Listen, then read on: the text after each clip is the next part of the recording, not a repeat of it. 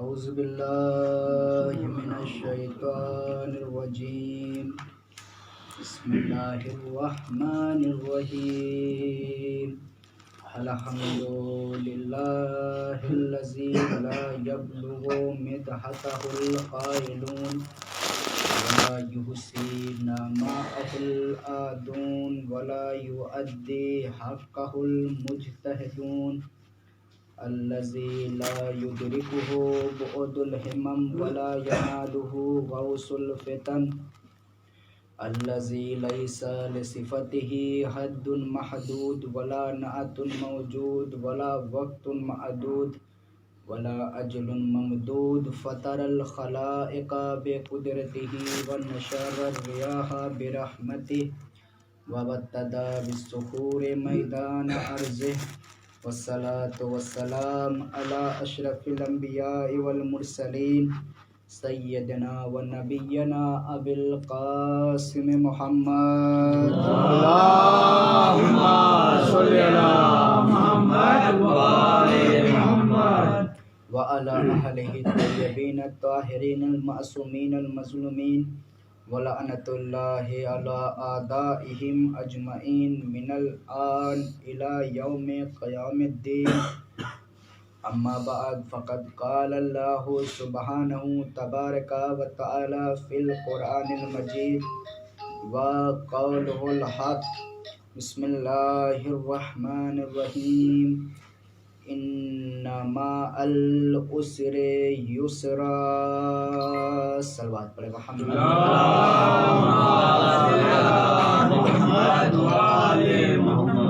عزیزان گرامی، برادران عزیز و عزاداران سید الشہداء، آج کی شب غم کی تاریخ ہر اس کے لیے جو اہل بیت سے محبت رکھتا ہے۔ 3 رجب المرجب شہادت ہمارے 9ویں امام، ہمارے 10ویں امام، امام علی نقی علیہ السلام،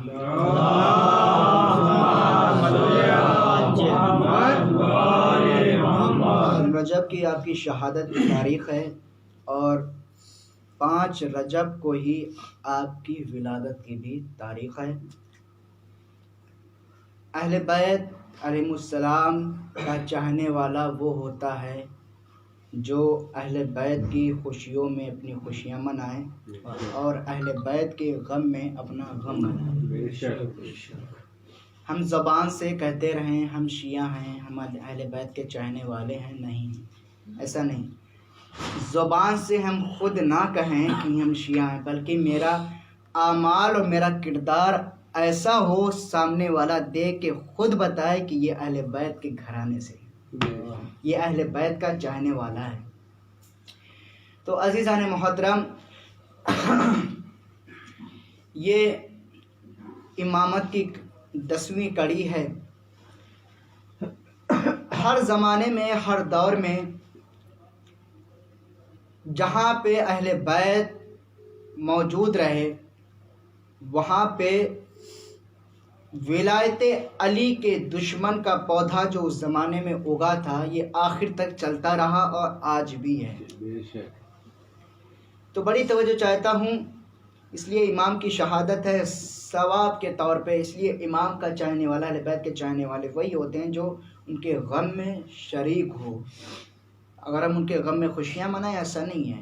انشاءاللہ یہ 3 رجب کی تاریخ ہے، شہادت کی تاریخ ہے، تو خوشیاں منا رہے ہیں انشاءاللہ، 5 غم منا رہے ہیں۔ 5 رجب کو انشاءاللہ ولادت ہے، اسی مقام پہ انشاءاللہ پرسوں محفل شب میں آپ حضرات سے گزارش ہے کہ اس میں تمام لوگ شرکت کریں۔ یہ شب جمعہ بھی ہے اور بابرکت کی رات ہے۔ اس شب جمعہ کے لیے کہ جیسا کہ ہم نے کئی بار مجلس میں عرض کیا تھا کہ معصومین کی حدیث ہے کہ شب جمعہ میں جو ہے وہ اعمال کا ثواب جو ہے کتنا ہو جاتا ہے؟ 2 گنا ہو جاتا ہے، ڈبل ہو جاتا ہے ثواب۔ لیکن اسی طریقے سے اس کا الٹا بھی ہے، اپوزٹ بھی ہے۔ اگر کوئی شخص گناہ کرے، گناہ کرنے کے بعد توبہ نہ کرے، اب انسان سوچتا ہے کہ یار یہ چلو گناہ ہو گیا اب کیا کیا جائے؟ نہیں ہے، حدیثوں میں روایتوں میں ہے کہ اس کے لیے 9 گھنٹے تک استغفار کے توبہ کرنے کے دروازے کھلے رہتے ہیں کہ وہ توبہ کر لے اس کے اوپر۔ انسان کے مزاج میں، انسان کے اخلاق میں، انسان کے کردار میں آپ لوگ فضائلی مجلس سے بہت سنتے رہتے ہیں، یہاں پہ بھی ہوتی رہتی ہے، لیکن آج کچھ آپ کو تحفہ دینا چاہتا ہوں۔ وہ یہ ہے کہ انسان کے مزاج میں ایک طبیعت رہتی ہے گناہ کرنے کی۔ ایک گناہ ہوتا ہے کہ ہم نے گناہ کیا، گناہ کرنے والے ان کی 3 قسمیں ہوتی ہیں شخص کی۔ ایک وہ ہوتا ہے کہ جو گناہ کرتا ہے، گناہ کرنے جب گناہ انجام ہو جاتا ہے تو اس کے اوپر نادم ہوتا ہے، شرمندہ ہوتا ہے اپنے گناہ کے اوپر کہ کاش مجھے ایسا نہیں کرنا چاہیے تھا۔ ایک شخص یہ ہو گیا۔ دوسرا شخص یہ ہوتا ہے کہ جو اپنے آپ کو گناہوں سے روکتا ہے، بہت بچاتا ہے۔ تیسرا شخص، اس کی بہت ہی بدقسمتی ہے، جو تیسرا شخص ہے وہ یہ ہے کہ بار بار گناہوں کو انجام دیتا ہے، اس کے بعد کہتا ہے خدا تو غفور الغفار ہے، رحمان ہے، رحیم ہے، بخش دے گا۔ یہ تیسری قسم۔ اب بتاتے ہیں آپ کو حدیثوں کے ذیل میں۔ امام ارشاد فرماتے ہیں، ہمارے چھٹے امام جعفر صادق سورہ آل عمران کی تفسیر میں بیان فرماتے ہیں کہ انسان جب چھوٹے چھوٹے گناہ کرتا ہے، گناہ کی 2 قسمیں ہوتی ہیں۔ ایک ہوتا ہے گناہان کبیرہ یعنی چھوٹے گناہ، بڑے گناہ، ایک ہوتا ہے گناہان صغیرہ یعنی چھوٹے چھوٹے گناہ۔ امام ارشاد فرماتے ہیں کہ تم لوگ چھوٹے چھوٹے گناہوں سے بچا کیا کرو، کیونکہ یہی چھوٹے چھوٹے گناہ تمہارے لیے بڑے بن جاتے ہیں۔ لیکن اللہ نے بھی توبہ استغفار ہر ایک کے لیے نہیں رکھی۔ اللہ نے استغفار اور توبہ، حدیثوں کی ذیل میں بات کرنے لگا ہوں، استغفار اور توبہ جو ہے وہ اس کے لیے ہے۔ صلوات پڑھتے ہیں ذرا آپ لوگ آگے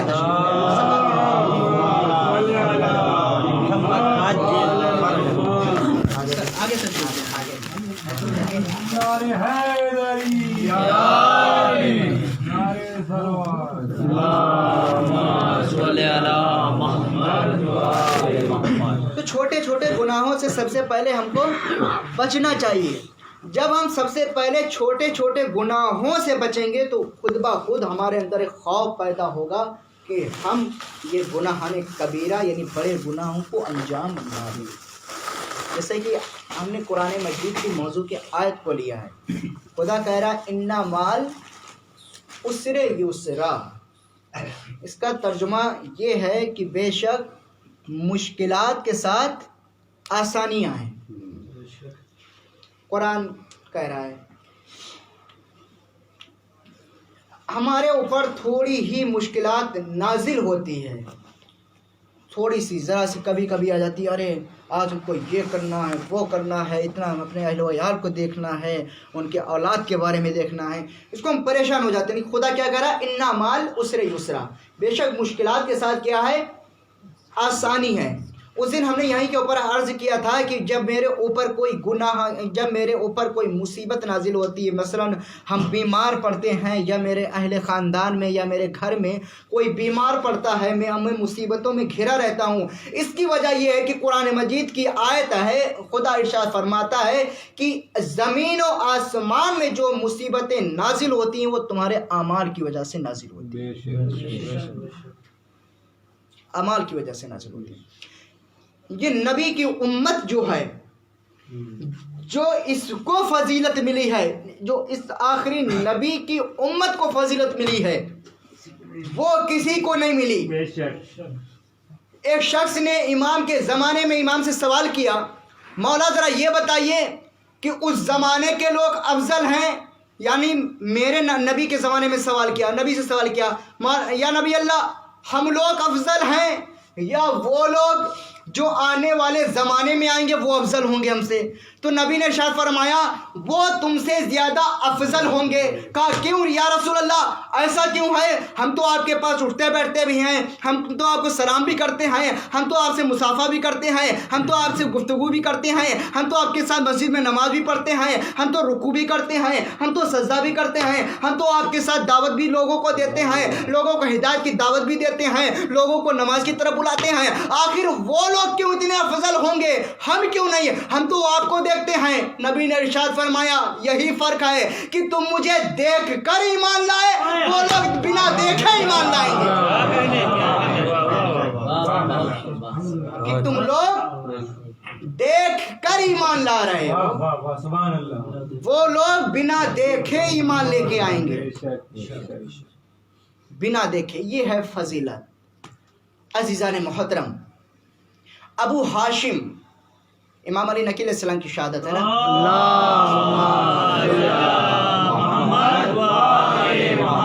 ابو ہاشم نام کا ایک صحابی تھا، اس نے امام کے پاس بیٹھا ہوا تھا، امام نے اس سے کیا نام، کتاب کا نام ہے 14 ستارے، اس میں کیا نام موضوع ہے کیا نام امام علی نقی علیہ السلام کا جو پیج جہاں سے شروع ہوتی ہے ان کی سوانح اسی میں ہے، معجزات میں سے۔ ابو ہاشم نام کا ایک صحابی ہے، تو امام اس سے ہندی کلام بات کرتے ہیں، ہندی لہجہ بولتے ہیں، ہندی میں اس سے گفتگو کرتے ہیں۔ جب ابو ہاشم سنتا ہے کہتا ہے مولا میں یہ نہیں سمجھ رہا ہوں کہ آپ کیا کہہ رہے ہیں، ہندی میں کلام کر رہے ہیں مولا، میں یہ نہیں سمجھ رہا کہ آپ کیا کہہ رہے ہیں۔ ابو ہاشم کہتا ہے، تبھی مولا نے کہا اچھا۔ مولا نے کنکر اٹھایا، کنکر اٹھانے کے بعد اس کنکر کو اپنے دہن میں رکھا، اس کو چوسا، اس کو چوسنے کے بعد اس کو اس ابو ہاشم کو دیا، کہا یہ لو اسے چوس لو۔ جیسے ہی اس نے اس کنکر کو چوسا وہ 70 زبانوں کو جاننے لگا۔ تو عزیزان محترم، امام وہ نہیں ہوتا ہے جو لوگوں کے بنانے سے بن جائے، امام وہ ہوتا ہے جو اللہ کی طرف سے بنایا جائے اور ہر چیز کا علم رکھتا ہے۔ امام لوگوں کی طرف سے نہیں بنتا ہے۔ جیسے کہ کیا نام سورہ ابراہیم کیا نام اس میں دیکھیے ابراہیم کے لیے خداوند عالم نے کیا کہا کہ انی جاعلک للناس اماما، ہم نے تمہیں لوگوں کا امام بنایا ہے۔ میرے جملے نہیں، حدیث کے جملے نہیں، روایت کے جملے نہیں، آیت ہے قرآن مجید کی۔ خدا کیا کہہ رہا ہے؟ انی جاعلک للناس اماما، ہم نے تمہیں لوگوں کا امام بنایا ہے۔ عزیزان محترم، اس آیت سے ایک بات یہ پوری طریقے سے واضح ہے، روشن ہے، کھلی ہوئی ہے، وہ یہ ہے کہ اس سے معلوم یہ ہوا کہ امام جو ہے وہ اللہ بناتا ہے، بندے نہیں۔ امام جو ہے اللہ بناتا ہے، لوگ نہیں۔ جناب ابراہیم نے کہا کیا یہ امامت جو ہے وہ میری ذریت میں جائے گی؟ توجہ چاہتا ہوں، کیا یہ امامت جو ہے میری ذریت میں جائے گی یا نہیں؟ اللہ نے کہا ہاں جائے گی تو ضرور، لیکن یہ امامت ان کے لیے نہیں ہوگی جو ظالم ہوں گے، جو ظالم ہوں گے۔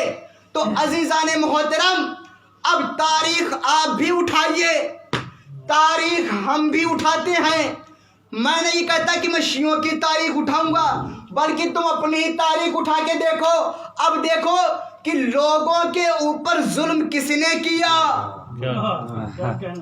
ظلم کس نے کیا۔ ظاہر سی بات ہے کہ جب بات آ گئی واضح تو بیان کرتا چلوں، تو وہاں پہ یہ امام کے بن تو گئے، امامت کی بحث کیا نام چل رہی ہے، تو امام بن تو گئے۔ تو پوچھا انہوں نے، ان کے والد محترم نے، تم امام کیسے بن گئے؟ وہیں کے اوپر پورے ثقافت تھی، کمرہ تھا اسی کے اوپر، یعنی سب نے یعنی ووٹنگ کی۔ تو ان کے والد نے پوچھا، لطیفہ بھی ہے حقیقت بھی ہے، تاریخ حقیقت تاریخ ہے، اہل سنت کی معتبر کتاب میں ہے یہ۔ تو ان کے والد نے پوچھا یہ بتاؤ کہ تم جو ہے امام کیسے بن گئے؟ کہا امام وہاں پہ ہم سب سے بڑے تھے، سب سے بزرگ تھے، لوگوں نے بنا دیا۔ ان کے والد کہتے ہیں افسوس تم سے بزرگ تو میں ہوں، مجھے کیوں نہیں بنایا؟ تم سے بڑا تو میں ہوں تو مجھے کیوں نہیں بنایا؟ تو عزیزان محترم، انا مال عسر یسرا، بے شک مشکلات کے ساتھ جو ہیں وہ آسانیاں بھی ہیں۔ ہم ذرا بھی اس کے اوپر پریشان نہ ہوں، ہم ذرا سی مشکلات کے اوپر پریشان ہونے لگتے ہیں، ذرا سی نہیں، اس پریشان نہیں ہونے چاہیے، بلکہ ہم کو کیا کرنا چاہیے؟ دعائے کمیل، یہ دعا مولا کائنات علی بن ابی طالب علیہ السلام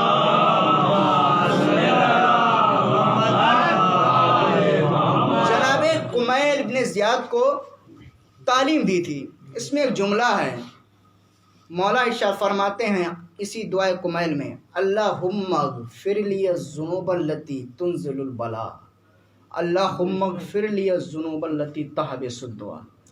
ترجمہ یوں ہے کہ اللہم اغفر لی، مولا کہہ رہا ہے، زمانے کا امام کہہ رہا ہے، امیر المومنین کہہ رہا ہے کہ پروردگار اللہم اغفر لی الذنوب التی تنزل البلاء، پروردگار میرے ان گناہوں کو بخش دے جن کی وجہ سے میرے اوپر مصیبتیں نازل ہوتی ہیں۔ اس کے بعد امام کہہ رہے ہیں اللہم اغفر لی الذنوب التی تحبس الدعاء، پروردگارا میرے ان گناہوں کو بخش دے جن کی وجہ سے میری دعا قبول نہیں ہوتی۔ ہم نماز پڑھتے ہیں، تسبیح جلدی جلدی پڑھ کے بس تمام کریں، نہیں، اس کے بعد دعا مانگنے کا طریقہ ہے۔ روایتوں میں کہ جو شخص بھی نماز پڑھنے کے بعد اگر دعا نہیں مانگتا تو خداوند عالم اس کی نماز اس کے منہ پہ مار دیتا ہے، کہتا ہے مجھے تمہاری نماز کی ضرورت نہیں ہے، مجھے تمہارے سجدوں کی ضرورت نہیں ہے۔ کیوں؟ اس لیے اس نے بہت سارے سجدہ کرنے والے فرشتوں کو خلق کیا ہے، اس نے رکوع کرنے والے سب فرشتوں کو خلق کیا ہے۔ وہ تو یہ چاہتا ہے کہ پروردگار آخر چاہتا کیا ہے نماز پڑھوا کے ہم سے، ہم سے 5 وقت میں کیوں چاہا؟ خدا کہتا ہے کہ کیا ادعونی استجب لکم، تاکہ تم مجھ سے مانگو میں تمہیں عطا کروں۔ وہ یہ چاہتا ہے کہ تم مجھ سے مانگو، تم مجھ سے طلب کرو۔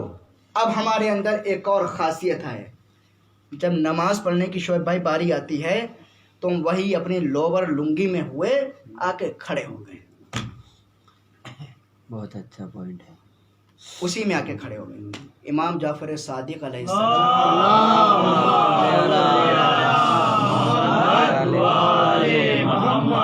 2 لباس رکھتے تھے، 2، ایک تو بہت عمدہ اور بہترین لباس اور ایک سادہ سا لباس۔ یہ دونوں لباس کا امام نے فرق رکھا۔ سادہ سا لباس جو عوام میں جاتے تھے تو اس کو پہن کے جاتے تھے، لیکن عمدہ لباس اس کو تب پہنتے تھے جب آپ نماز پڑھتے تھے۔ صحابیوں نے سوال کیا، یا اے میرے مولا آخر کیا وجہ ہے کہ آپ اتنے خوبصورت اتنے اچھے لباس کو آپ نماز میں پہنتے ہیں، لوگوں کے سامنے کیوں نہیں؟ کہا انسان کا ایک مزاج ہوتا ہے کہ جب وہ کسی کے سامنے اپنے بڑے کے سامنے جاتا ہے تو بڑا مؤدب ہو کے سج دھج کے جاتا ہے، وہ یہ کوشش یہ کرتا ہے کہ وہ اس کے پاس جو سب سے زیادہ بہترین لباس ہو اس کو پہن کے اس کے سامنے جائے جو اس سے بڑا ہوتا ہے۔ اگر آج ہم سے کسی سے اگر کوئی کہہ دے کہ تمہاری کیا نام پی ایم سے ملاقات ہونے والی ہے تو ہم کنگھا بھی کریں گے، تیل بھی کریں گے، سب کچھ ایک سے کپڑے پہن کے جائیں گے عطر وغیرہ لگا کے، لیکن جو پی ایم سے بھی بڑا ہے جو سب کا پی ایم ہے، جب اس کے سامنے ہم کھڑے ہوتے ہیں وہی لنگی لوور اس چیز میں آ کے بس جو کہ پہنے ہیں اسی میں آ کے کھڑے ہو رہے ہیں۔ دیکھیں عزیزان محترم، امام اس سے درس دے رہے ہیں کہ تم خدا کے سامنے کھڑے ہونے جا رہے ہو، کسی عام کے سامنے نہیں۔ اللہ یہ چاہتا ہے کہ جب میرا بندہ میرے سامنے کھڑا ہو تو سب سے پہلے وہ وضو کرے، طہارت کرے، اس کے بعد آ کے کھڑا ہو۔ حدیث بیان کرتا ہوں، امام سے ہی منقول امام ارشاد فرماتے ہیں کہ اگر تم یہ چاہتے ہو کہ تم زندگی میں، اس حدیث کے اوپر عمل کریے گا انشاءاللہ، کہ تم زندگی میں کبھی بھی کسی کے محتاج نہ ہو صرف خدا کے علاوہ، تو رات میں روزانہ سونے سے پہلے سورہ واقعہ کی تلاوت کیا کرو، سورہ واقعہ کی تلاوت کیا کرو۔ یہ ماہ رجب المرجب کا مہینہ چل رہا ہے، اس کی حدیث سناتا ہوں۔ حضرت رسول خدا صلی اللہ علیہ وسلم فرماتے ہیں کہ یہ ماہ رجب المرجب جو یہ مہینہ جو ہے رجب کا، اس کی فضیلتوں میں سے ایک فضیلت یہ ہے کہ جو شخص رات میں سونے سے پہلے جب بستر پہ جاتا ہے، ایک مرتبہ، صرف ایک مرتبہ سورہ توحید یعنی سورہ قل هو اللہ کی تلاوت کرے تو خداوند عالم اس کے 50 سال کے گناہوں کو بخش دیتا ہے۔ سبحان اللہ، کیا رجب کی فضیلت ہے، 50 سال کے گناہوں کو بخش دیتا ہے۔ تو کیا ہم میری زبان اس قابل بھی نہیں ہے کہ ہم ایک سورہ توحید یعنی سورہ قل هو اللہ پڑھ سکیں جو 2 لائنوں کا سورہ ہے؟ کیا وجہ ہے آخر؟ قرآن مجید کے تمام معجزات ہیں، ان معجزات میں سے آپ کو ایک معجزہ یہ بھی بتا دوں جو بہت ہی زندہ و آباد معجزہ ہے۔ وہ یہ ہے کہ اگر آپ قرآن مجید پڑھے ہیں، یقیناً پڑھے ہیں، لیکن قرآن مجید کا معجزوں میں سے معجزہ یہ ہے کہ اگر آپ اس کی تلاوت نہیں کریں گے تو آپ قرآن مجید بھول جائیں گے، قرآن مجید بھول جائیں گے، اب یقیناً بھول جائیں گے۔ یہ قرآن مجید کا ایک معجزوں میں سے ایک وہ ہے، اگر آپ اس کی تلاوت نہیں کریں گے، آپ نے بے شک اس کو حفظ ہی کیوں نہ اس کو حفظ کیا ہو، لیکن اگر آپ اس کی تلاوت نہیں کریں، تلاوت کریں ضرور کریں، بھلا ہی ایک سورہ پڑھیں، سورہ واقعہ ہی صرف روزانہ پڑھیں، لیکن پڑھیں۔ اگر ہم ایسا نہیں کریں گے سورہ قرآن کو ہم بھول جائیں گے۔ یہ ہے قرآن مجید۔ عزیزان محترم، اتنا تو ہم کر سکتے ہیں نا، کیا سورہ توحید جو ہے اس کی تلاوت نہیں کر سکتے؟ یہ رجب کا مہینہ، اس میں شہادت بھی ہیں، اس میں ولادتیں بھی ہیں، اس میں خوشیاں بھی ہیں، اس میں غم بھی ہے، لیکن یہ جو رجب کا پہلا چاند طلوع ہوتا ہے، نکلتا ہے، تو ولادت سے امام کی ولادت ہوتی ہے۔ لیکن جب 3 رجب آتی ہے اہل بیت کے گھر میں، تو کیا منظر ہوتا ہے سوگوارن، سب سوگ میں ڈوبے ہوئے ہیں۔ امام کو جو ہے معلوم ہے کیسے شہید کیا گیا؟ امام کو جو ہے زہر دے کر شہید کیا گیا۔ امام کی شہادت آپ پرسہ دینے کے لیے آئے نا، کس کو؟ جناب فاطمہ زہرا کو پرسہ دینے کے لیے آئے۔ اللہ سنیں گے، تاریخ میں کچھ امام ایسے ہیں جن کو زہر دیا گیا۔ ایک امام علی نقی علیہ السلام ہے، اور ایک امام حسن علیہ السلام ہے۔ امام حسن علیہ السلام کو جو زہر دیا گیا ہے نا، وہ زہر ایسا تھا کہ امام کے کلیجے کے ٹکڑے جو تھے نا، اس زہر کی وجہ سے کلیجے ٹکڑے ٹکڑے ہو کے نکل رہا تھا، پورا تشت کلیجوں سے بھر گیا تھا۔ لیکن یہ جو امام کو زہر دیا گیا ہے نا، جب میرے 10ویں امام کو زہر دیا گیا ہے نا، عزیزان محترم، امام کو زہر دیا گیا۔ زہر دینے کے بعد امام کو غسل و کفن دیا گیا، غسل و کفن دینے کے بعد دفن بھی کیا گیا۔ لیکن میں ہاتھ جوڑ کے کہوں گا، مولا آپ کو غسل و کفن تو دیا گیا، آپ کو کافور بھی دیا گیا، لیکن ذرا کربلا کے میدان میں آ کے دیکھیے، ایک امام ہے جس کا لاشا 3 دن کا بھوکا پیاسا پڑا ہوا ہے، چلتی ریت ہے، کوئی بھی کفن دینے والا نہیں، کوئی بھی غسل دینے والا نہیں ہے۔ مولا آپ کی شہادت ہوئی ہے نا، آپ کی اولاد کو تماچے تو نہیں لگے، لیکن ذرا کربلا میں آ کے دیکھیے، حسین کی 4 سالی بیٹی سکینہ جب اپنے بابا کو رونا چاہتی ہے تو شمر تازیانے مارتا ہے، ہائے سکینہ، جزاکم اللہ، خدا تمہیں کوئی غم نہ دے سوائے غم حسین کے۔ اجرکم الزہرا، امام کو پرسہ دے رہے ہیں نا، عزاداروں میں کہوں گا، مولا آپ کو غسل و کفن دیا گیا، لیکن مولا آپ کو دفن بھی تو کیا گیا، لیکن مولا آپ کے جنازے میں تیر تو نہیں لگے، آپ کے جنازے میں تیر تو نہیں لگے، مولا آپ کی بہنوں کے پردے تو نہیں چھینے گئے، لیکن ذرا کربلا میں آ کے دیکھیے، جب شام غریبوں کی شام آتی ہے، ہائے زینب، ہائے ام کلثوم، جلتے ہوئے خیمے ہیں، کبھی چادریں سر پہ نہیں ہے، زینب اس خیمے سے اس خیمے، اس خیمے سے اس خیمے، تبھی یہ لائن آگے بڑھ کے چادر چھیننا چاہتا ہے، زینب اپنے سر پہ ہاتھ رکھتی ہے، یہ شمر آگے بڑھ کے زینب کے ہاتھوں پہ اپنی برچھی مارتا ہے، ہائے زینب، کرے تو کیا کرے، اس لائن نے زینب کی چادر کو اتارا۔ اتارنے کے بعد عزیزان محترم، شام غریبہ میں تمام بیویوں کی چادریں جمع ہو گئیں۔ میرا دل چاہتا ہے کہ آج 4 سال بیٹی سکینہ کا ذکر کر دوں۔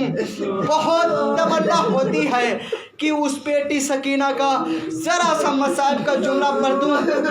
جب چادریں چھن گئی ہیں نا، یہ قافلہ قید ہو کے جب شام میں پہنچا ہے نا، شام میں پہنچنے کے بعد عزاداروں قید خانے میں رکھا گیا. رکھنے کے بعد سکینہ ایک دن شب میں بیٹھی ہوئی ہے، آسمان کی طرف دیکھ رہی ہے. کہتی ہے پھوپھی اماں مجھے راتوں میں نیند نہیں آتی.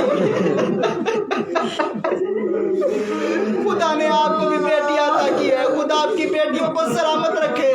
یاد رکھنا ہمیشہ بیٹیوں کو کبھی مارنا مت.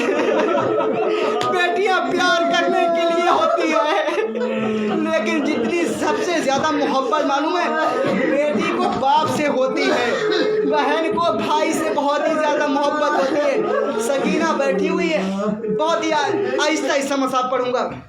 سکینہ آسمان کی طرف کہتی ہے پھوپھی اماں یہ پرندے کہاں جا رہے ہیں؟ تبھی سکینہ کہتی ہے، زینب کہتی ہے بیٹی سکینہ یہ پرندے اپنے گھروں سے باہر جا رہے ہیں. تبھی جب شام کو پرندے واپس آتے ہیں، سکینہ کہتی پھوپھی اماں اب یہ پرندے کہاں جا رہے ہیں؟ سکینہ زینب کہتی ہے بیٹی سکینہ یہ پرندے اپنے وطن واپس جا رہے ہیں، اپنے گھر واپس جا رہے ہیں. تبھی سکینہ تڑپ کے کہتی ہے پھوپھی اماں یہ پرندے اپنے گھر واپس جا رہے ہیں، ہم کب اپنے گھر جائیں گے؟ جزاکم اللہ، خدا تمہیں کوئی غم نہ دے سوائے غم حسین کے. عزادارو تبھی سکینہ کی شہادت جیسے ہی قریب آنے لگتی ہے، سکینہ کہتی ہے اے پھوپھی اماں لیکن آپ کربلا جب واپس جائیں گی نا، میرے پاس بابا کو دینے کے لیے کچھ اور نہیں ہے. یہ میری ننھی سی چادر جو ہے نا جو ان لائنوں نے لوٹی ہے اس کو بابا کے جنازے پہ اڑا دینا، بابا کے جنازے پہ لٹا دینا. عزاداروں وہ وقت بھی قریب آیا جب اس قافلے کو رہائی ملی. رہائی ملنے کے بعد جب یہ قافلہ چلنے لگا نا، تبھی قبر سکینہ سے آواز آتی ہے اے پھوپھی اماں آپ جا تو رہی ہیں لیکن میرے بابا کا لاشا اگر دھوپ میں ہونا اس کے اوپر ننھی چادر اڑا دینا. ہائے سکینہ سب کو رہائی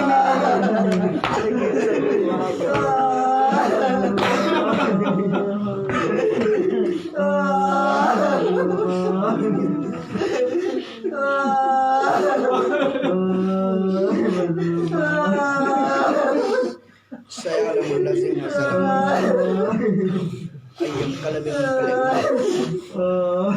إنا لله وإنا إليه راجعون. بارک ہماری اس مخصوص عبادت کو قبول فرما. بار الہ 14 معصوم کے تو فرما جتنے بھی مومن مومنات پریشان حال کے پریشانیوں کو دور فرما. بار الہ تو رحمان ہے، تو رحیم ہے، تو غفور ہے، تو غفار ہے. آج شب جمعہ ہے. بار الہ تو دعاؤں میں تاخیر اس لیے کبھی کبھی کر دیتا ہے. امام ارشاد فرماتے ہیں کہ جب تمہاری دعائیں جب تم خدا سے دعا مانگو نا، تمہاری دعا جلدی مستجاب نہ ہو تو انتظار کیا کرو. اس لیے خداوند عالم چاہتا یہ کہ تم دعا اتنی مانگو کہ شب جمعہ آ جائے. اس لیے شب جمعہ کے دن خداوند عالم دعاؤں کو قبول کرتا ہے. بار الہ 14 معصومین کے طفیل میں اس غریب حسین کا واسطہ، یہ جو آج کل virus China, Japan, India, Pakistan اور دوسرے ملکوں میں عراق، ایران جہاں کہیں بھی پھیل رہا ہے، اس وائرس کو ہی نیست و نابود فرما اور تمام لوگوں کی جان مال عزت آبرو کی حفاظت فرما. بار الہ 14 معصومین کے طفیل میں جتنے بھی مومن مومنات مقروض ان کا قرض دینا فرما. بار الہ جیسا کہ تو جانتا ہے یہ تمام عزادار یہاں کے اوپر محفلیں بھی کرتے ہیں، مجلس بھی کرتے ہیں. جن کی یہ محفلیں مجلسیں کرتے ہیں انہی کا واسطہ ہے، ان کے رزق میں برکت عنایت فرما، ان کی تمام پریشانیوں کو دور فرما، ان کی تمام مشکلات کو آسان فرما. بار الہ آج انہوں نے جس امام کا پرسہ دیا ہے اسی امام کا واسطہ ہے، ان کی تمام جائز حاجات کو قبول فرما. بار الہ یہ شب جمعہ ہے جس میں دعائیں قبول ہوتی ہیں. جو بھی ہم سے گناہ سرزد ہوئے ہیں، چاہے وہ گناہان کبیرہ ہوں چاہے گناہان صغیرہ ہوں، میرے تمام گناہوں کو بحق حسین کے تمام گناہوں کو معاف فرما۔ بار الہا، یہ دنیا بہت ہی ظلم و جور سے بھر چکی ہے، اب ہمارے آخری امام کو جلد سے جلد ظہور فرما اور ہم سب کو ان کے اعمال و انصاب میں شمار فرما۔ الہی بحق گزارش ہے ایک مرتبہ سورہ حمد 3 مرتبہ سورہ توحید کی تلاوت فرما کر جملہ مرحومین مومن مومنات کے روح کو احساس فرما۔ بسم اللہ الرحمن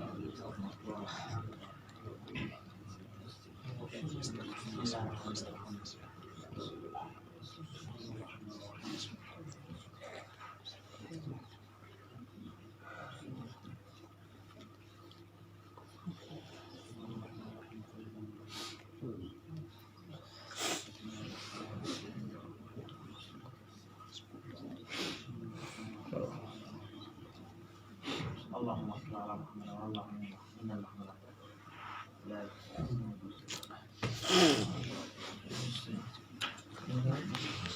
یا حسین